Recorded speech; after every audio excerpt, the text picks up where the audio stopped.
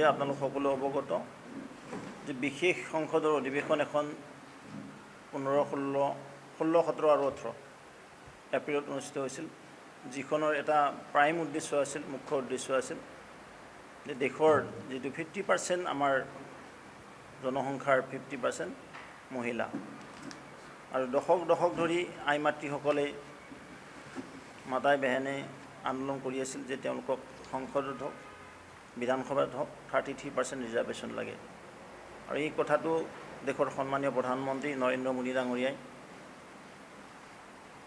তন্নকৈ study কৰি বিশেষ অধিৱেশন আহ্বান কৰি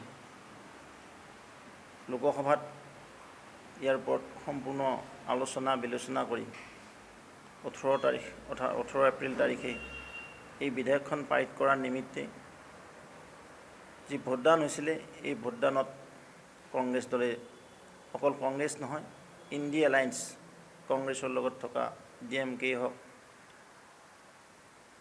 TMC হওক, RJD হওক, সপা হওক, এই দলসকলে বিৰোধিতা কৰিছে।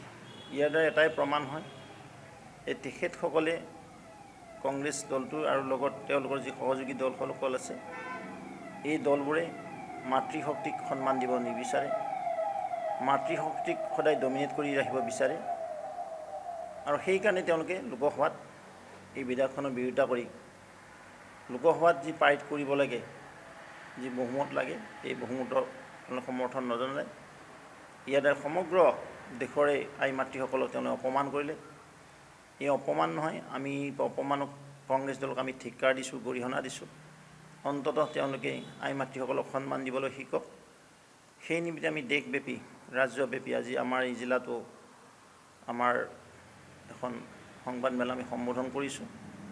ইয়াৰ উদ্দেশ্য এটাই যে কংগ্ৰেছ দলে নাৰী শক্তিক, আই মাতৃসকলক সন্মান নকৰে।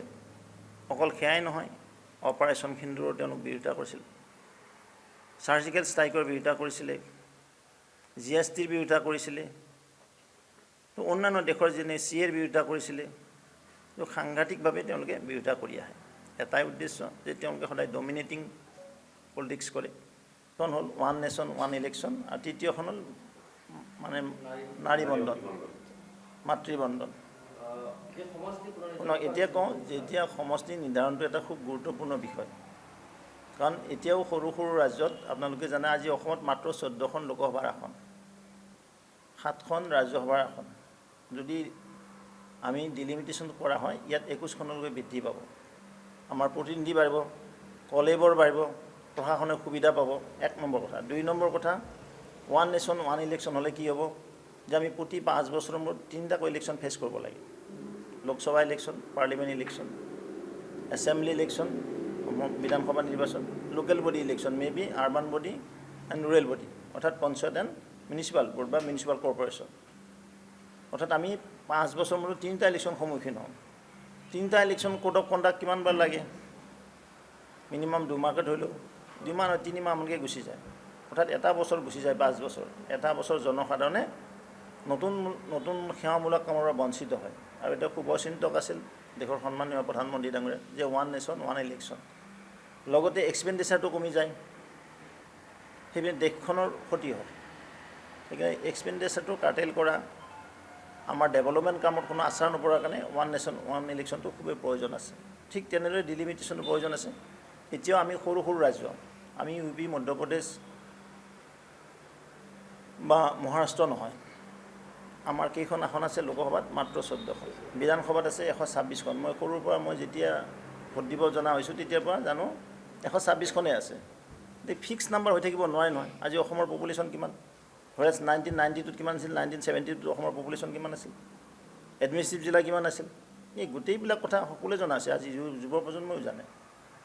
অসমত মাত্ৰ 7খন জিলা আছিল, 7খন নে 8খন জিলা আছিল। আজি আহি 35খন জিলা হৈছে, হয়তো এদিন 45খনো হ'ব পাৰে। লোকসভা যদি 14খনে থাকে, তো সেইকাৰণে ডিলিমিটেশ্যনটো খুবেই প্ৰয়োজন আছে। কংগ্ৰেছে ডিলিমিটেশ্যন নকৰে, তেওঁলোকে ভোট বেংকৰ আশাত চব কাম কৰে। দ্বিতীয় কথা হ'ল তেওঁলোকে এক্সপেণ্ডিচাৰৰ কথা চিন্তা নকৰে। তৃতীয় কথা হ'ল দেশখনৰ উন্নতি নিবিচাৰে। কিন্তু মোদীজীয়ে সকলো সমস্যাৰ ৰিজল্ট বিচাৰে, সমস্যা হিচাপে জীয়াই ৰাখিব নিবিচাৰে, সমস্যাৰ এক সমাধান সূত্ৰ বিচাৰে। আৰু সেই নিমিত্তে এই ডিলিমিটেশ্যন হওক, ওৱান নেশ্যন ওৱান ইলেকশ্যন, লগতে মাতৃবন্ধন, যি মহিলাৰ সংৰক্ষণ, আজি দশক দশক ধৰি আন্দোলন, পাৰ্লিমেণ্টত কেইবাবাৰো ইয়াৰ বিষয়ে চৰ্চা হৈছে, আপোনালোকেও দেখিছে, আমিও দেখিছোঁ। তো সেইকাৰণে দেশৰ সন্মানীয় প্ৰধানমন্ত্ৰী ডাঙৰীয়াক আমি প্ৰথমে ধন্যবাদ জনাইছোঁ।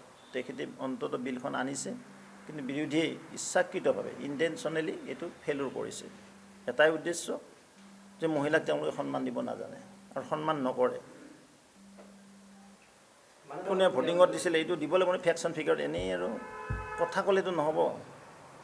এইটো আমাৰতো স্পেচিয়েল ডিছকাশ্যন হৈ গ'ল 16, 17 and 18 এপ্ৰিল, আৰু 18 এপ্ৰিলত ভোটিং হ'ল। ভোটিঙৰ ৰিজাল্ট ভাৰতবৰ্ষৰ জনতাই পালে, আই মাতৃসকলে পালে।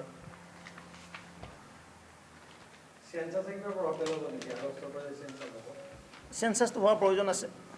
এভৰি 10 yearsত চেঞ্চাছ হ'ব লাগে, যিটো চেঞ্চাছটো হোৱা নাছিলে। আৰু কেন্দ্ৰীয় চৰকাৰে যিটো সিদ্ধান্ত লৈছে আগষ্টৰ পৰা, আপোনালোকে চিডিউলটো পাইছে, মই ভাবোঁ জল পট কৰে হ'ব। জনসংখ্যা কিদৰে বাঢ়িছে তেতিয়া আমিও কম্পেয়াৰ কৰিব পাৰিম। 1971ত কিমান আছিল, 81ত কিমান আছিলে, 91ত কিমান, 2001ত, 2011, 2021 and 2026। চাউথৰ ষ্টেটবিলাক কি কৈছে আপুনি চন্দ্ৰবাবুৰ ষ্টেটমেণ্টটো চাব, তেলেংগানাৰ মুখ্যমন্ত্ৰী ডাঙৰীয়াৰ ষ্টেটমেণ্টটো চাব, যে আমাৰ সৰু সৰু ৰাজ্যবিলাকক কংগ্ৰেছ দলে বঞ্চিত কৰিলে। ইকুৱেল মানে এটা ৰেচিঅ'নেল, মানে সমানুপাতিক প্ৰতিনিধিত্বৰ পৰা। আজি সেই তাহানিৰ পৰা আমি সৰু বাচ্ছাৰ পৰা অসমত কেইখন আসন, 14খন। তো আমাক 14খনে থাকিব লাগিব। তুমি এনেকৈয়ে আমি গুচি যাম নেকি? জনতা পাৰ্টি বিশ্বাস কৰে যেতিয়ালৈকে এখন দেশৰ যুৱ শক্তি আৰু নাৰী শক্তিৰ সবলীকৰণ নহয়, সেইখন দেশ আগবাঢ়ি যাব নোৱাৰে। এই কথাত গভীৰ বিশ্বাস ৰাখি দেশৰ সন্মানীয় প্ৰধানমন্ত্ৰী ডাঙৰীয়াই 16, 17, 18 তাৰিখে 3 দিনীয়া আজি বিশেষ অধিৱেশন পাতিছিল। আৰু শেষৰ দিনাখন 18 তাৰিখে আপোনালোকে জানে ভোটিং প্ৰক্ৰিয়াত 298 সাংসদে ছাপোৰ্ট দিছিলে আৰু বাকীখিনি বিৰোধিতা কৰিছিলে। আমাক 370 পালে এইখন পাৰিত হ'ল হয়। যা নহওক, ইয়াৰ আমি ধিক্কাৰ দিছোঁ, গৰিহণা দিছোঁ। কংগ্ৰেছ নাৰী বিৰোধী, আই মাতৃ বিৰোধী, এই কথাটো প্ৰতীয়মান হৈ আহিছে। আজি অসমত কেইখন আছে? আমি সৰু ৰাজ্য নহয়, আমি তৃতীয় শ্ৰেণীৰ ষ্টেট, মানে এজ পাৰ পপুলেশ্যন ডেম'গ্ৰাফি হিচাপে যদি চাওঁ অসমখন 3rd। আমি মিডল ক্লাছৰো নহয়, কাৰণ আমাৰ 20 এবভ হ'লে মিডল বুলি ক'ব পাৰি, নট লেছ দেন 20। যিহেতু 20ৰ তলত 4ৰ পৰা 22 কি কিবা 3rd কেটেগৰী। আমি যদি চাওঁ আমাৰ সংখ্যাৰ পৰা সাংসনিপাতিকেবাৰে 20ৰ তলত আছোঁ আমি। তো আমিতো 20ৰ এদিন 20 পাৰ হৈ যাব লাগে। আমি 21খন পালোঁ হয়, আমাৰ 21জনকৈ সাংসদ হ'লে, যি পাৰ্টিয়ে নহওক। য়েছ, মাতৃ সমাজক, আই মাতৃসকল তেওঁলোক সন্মান দিব নিবিচাৰে। তেওঁলোক ডমিনেটিং পলিটিক্স, তেওঁলোকে ফেমিলি পলিটিক্স কৰে, পৰিয়ালবাদেই তেওঁলোকক অন্ধ কৰি ৰাখিছে। ঠিক তেনে DMK ষ্টালিনেই হওক, মৌৰাচুলি মাৰাণেই হওক, কানিমুজিয়ে হওক, একেটা দলৰ একেটা পৰিয়ালৰ 5টা 6জনকৈ সাংসদ আছে।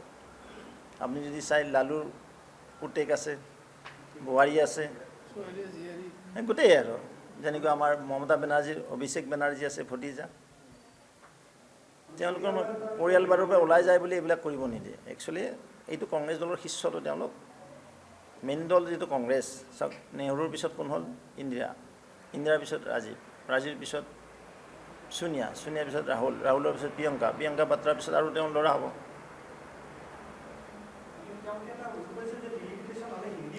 আৰু যদি তেওঁলোকৰ ঘৰত একো নাই, মানুহে বান্দৰ পোহে ন, হয়তো বান্দৰটোকো কেতিয়াবা সভাপতি বনাই দিব কংগ্ৰেছ দলে। তেওঁলোক পৰিয়ালবাদটোত বিশ্বাস তেওঁলোক। আমিতো জ্যোতিষী নহয়, তথাপি আমাৰ ভাল ৰিজাল্ট আছে। অসমতো সৰ্বকালৰ ৰেকৰ্ড ভংগ হ'ব।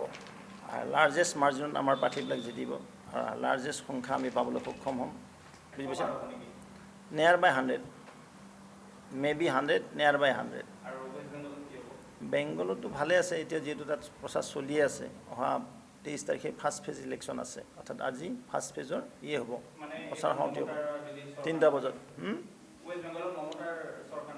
আচ্ছা, মমতা দিদিনো কি কৰিছে বেংগলখনত? আপোনালোকেও যায়, আমিও যাওঁ। যদি কলিকতা চহৰখন নাথাকিলে হয়, আমাৰ অসমতকৈ বহুত বিল' দ্য ষ্টেণ্ডাৰ্ড, লিভিং ষ্টেণ্ডাৰ্ডেই হওক, লাইভলিহুডেই হওক, নহয় জানো? মেক্সিমাম বেংগলৰ মানুহে অসমতে এমপ্লয়মেণ্ট লৈ আছে। আমাৰ ইয়াতে যিমান মিস্ত্ৰী আছে কোচবিহাৰত দেখোন, হয় নহয়? অসমতকৈ দাম বৃদ্ধি, তাত মূল্য বৃদ্ধি। 16, 17 আৰু 18 তাৰিখে মাননীয় নৰেন্দ্ৰ মোদী ডাঙৰীয়াই 2026 নাৰী বন্ধনৰ অধীনত যিখন আমাৰ আইন আছিল 33% মহিলাৰ, সেই আইনখনৰ কংগ্ৰেছ পাৰ্টি তথা বিৰোধী পাৰ্টিয়ে যি বিৰোধিতা কৰি নাৰীৰ আশা আকাংক্ষা ভৰিৰে মোহাৰি পেলালে, সেই কংগ্ৰেছ পাৰ্টিক আমি ঘোৰ নিন্দা কৰিছোঁ আৰু অনাগত দিনত তেওঁলোকৰ ইয়াৰ নাৰী সমাজে কংগ্ৰেছ পাৰ্টি তথা বিৰোধী দলক গণতান্ত্ৰিকভাৱে তেওঁলোকক প্ৰত্যুত্তৰ দিব বুলি আশা ৰাখিছোঁ। আৰু আমাৰ যি মহিলা সমাজক তেওঁলোকে লজ্জিত কৰিছে তেওঁলোকৰ কৰ্মৰ দ্বাৰা, সেই গোটেই ভাৰতবৰ্ষৰ মহিলা ওলাই আহিব আৰু গোটেই ভাৰতবৰ্ষৰ মহিলাই তেওঁলোকৰ যি বেয়া কাম, সেই কামৰ কথা জানি তেওঁলোকক সময়ত প্ৰত্যুত্তৰ দিব। আৰু কংগ্ৰেছ পাৰ্টিয়ে অকল এই আইন বিৰোধিতা কৰাই নহয়, ট্ৰিপল তালাকৰ বিৰোধিতা কৰিছিল আৰু ৰাম মন্দিৰ নিৰ্মাণ ক্ষেত্ৰত বিৰোধিতা কৰিছিল, 370 ধাৰাত বিৰোধিতা কৰিছিল, কা আন্দোলনৰ তেওঁলোকে সকলো ক্ষেত্ৰতে প্ৰতিখন আইনতে বিৰোধিতা কৰি আহিছে। গতিকে এনেকুৱা কংগ্ৰেছ পাৰ্টিক আমি ধিক্কাৰ দিছোঁ আৰু তেওঁলোকৰ প্ৰত্যুত্তৰ সময়ত এইবাৰ ইলেকশ্যনত তেওঁলোকে এই প্ৰত্যুত্তৰ পাব আৰু ভাৰতবৰ্ষৰ মহিলাই কংগ্ৰেছ পাৰ্টিক কোনোদিনেই ক্ষমা নকৰে। যে সকলোৱে ওলাই আহিছোঁ, আমাৰ যে সংসদত 16, 17, 18 তাৰিখে নাৰী শক্তিৰ বন্ধনৰ যিখন মানে আইন, সেইখন যে কংগ্ৰেছৰ দলৰ কাৰণে আমাৰ অনুমোদিত নহ'ল, তাৰ কাৰণে আমি আজি সঁচাই বৰ দুখিত। কাৰণ কংগ্ৰেছে কোনোদিনে আমাৰ নাৰীসকলৰ উন্নতি আৰু সবলীকৰণ বিচৰা নাই আৰু ভৱিষ্যতেও তেওঁলোকে নিবিচাৰে। তেওঁলোকে এটা পৰিয়ালকেন্দ্ৰিক ৰাজনীতিৰ কাৰণে তেওঁলোকে মহিলাসকলক সদায় ডমিনেট কৰিব ৰাখিব বিচাৰে। আজি যদি আমি চাওঁ, আমি আজি বহু মানে উন্নত মহিলাবিলাক আমি ওলাই আহিছোঁ আজি। গতিকে তেওঁলোকৰ যি আমাৰ যি আইনখন তেওঁলোকে সংসদত আমাৰ গৃহীত হ'ব নিদিলে, তাৰ কাৰণে আমি সদায় প্ৰতিবাদ কৰিম আৰু আমি ইয়াৰ কাৰণে সকলো নাৰী আজি ওলাই আহিম। যিকোনো খবৰৰ বাবে যোগাযোগ কৰক আমাৰ এই নম্বৰত 9181 307 2221।